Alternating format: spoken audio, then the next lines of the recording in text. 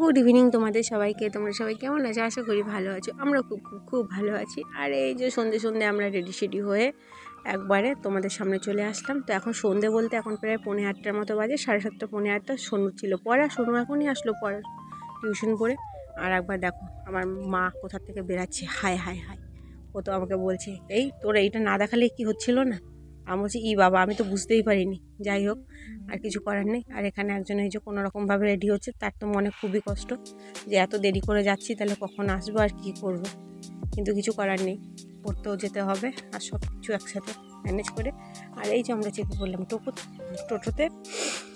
তো যদিও বা আমি যেতে চাইছিলাম না, আমার যাওয়াটা উচিতও হয়নি, কিন্তু কি করব, সোনু এতটাই কান্নাকাটি করছিল আর নিয়ে যাওয়ার মতো কেউ ছিল না। তো অবশেষে যেতেই হলো, কিছু করার নেই, তিনজন মিলে। আর এই যে আমরা চলে আসলাম মেলাতে, আমাদের দুর্গাপুরের কল্পতরু উৎসব, যেটা বছরে একবারই হয়।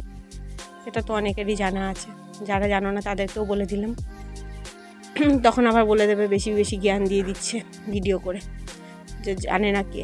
আর এই যে মেলাতে এসেই একজন দেখো ওয়েলকাম। তো পাবলিকের যা রিয়াকশান দেখবে, যে একে দেখে মনে হচ্ছে জীবনের প্রথমবার দেখছে ঘোড়া।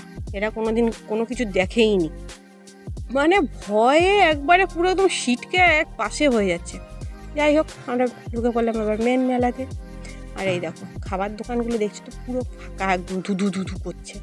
মানে সেরকমভাবে কোনো একটা মেলার ভেতর যে সেই একটা মানে ভিড় ভাট্টা যেরকম আগে ছিল, সেরকম খুব একটা কিছুই নেই। দেখতেই পাচ্ছ পুরো ফাঁকা ফাঁকায়। তো ফাঁকা ফাঁকা বলতে দোলনাতে একটা দোলনাতে একটু ভিড় আছে, বাদ বাকি সেরকম খুব একটা ভিড় নেই। ওই দেখতেই পাচ্ছ নাগরদোলনাটি পুরো স্টপ হয়ে দাঁড়িয়ে আছে, মাঝখানে একটুখানি চক্কর কেটে নিচ্ছে। তো এটা এখন মনে পড়ছে গত বছর এটাতে চেপে পড়ে সোনুর আমার অবস্থা খুবই খারাপ হয়ে গিয়েছিল। তো সোনু তো এটাতে জেদ করে চেপেছিল, এটার নামটা কি সেটা আমি বলতে পারবো না সঠিকভাবে। আর এখানে এই যে একজন দাদাভাই হেয়ারব্যান্ড বিক্রি করছে, সেও মাথাতে শিং লাগিয়ে লাইট জ্বালিয়ে কী করবে, বিক্রি করতে গেলে তো কত কিছু করতে হবে।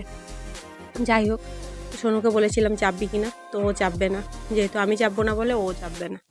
আর ও বলছিল বড় নাগরদোলনাতে চাপবে, যেটা সম্ভব নয়। আর কিছু করার নেই। এখানে একটুখানি কানের দুল দেখলাম, কানের দুল কিনলাম। এই হচ্ছে আমাদের টুকটাক, মেলাতে আসা মানে তো টুকটাক এটা ওটা কিনতেই ব্যাস। আর তারপরে চলে আসলাম ফুলের দোকানে। তো ফুলের দোকানে আমরা আসলাম বলতে ফুল কেনার জন্য আসিনি, জাস্ট পার হচ্ছিলাম। তো ফুলগুলো দেখে ভালো লাগছিলো, তাই একটুখানি ভিডিও করে নিলাম।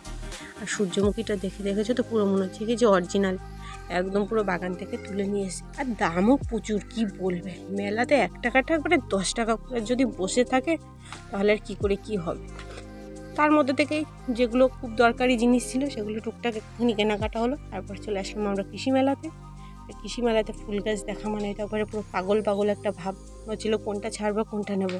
কিন্তু যদিও বা আমার মা একটি গাছও কিনতে দেয়নি, বলেছে ওই গাছ কেনাকাটা হবে না, অনেক কিনেছিস, এবার বাড়ি চল। তার কী করার আছে, চলো এবার মিষ্টি কিনে। আর এই দেখো মেলার থেকে এসে এখন খাচ্ছি জিলেপি নিয়ে আসা হয়েছে, ফুচকা খেয়ে এসেছে, আর খাবার দাবার সব নিয়ে এসেছে। অবশ্য খুবই লক্ষ্মী মেয়ে, কোনো বেশি বায়না করেনি, না কোথাও দোলনায় চেপেছে না কিছু, যেহেতু একা একা ওকে দোলনায় কোথাও চাপতে পারছিল না। আর মা এখন এসে চা গরম করে নিয়ে আসলো, চা। আর ওই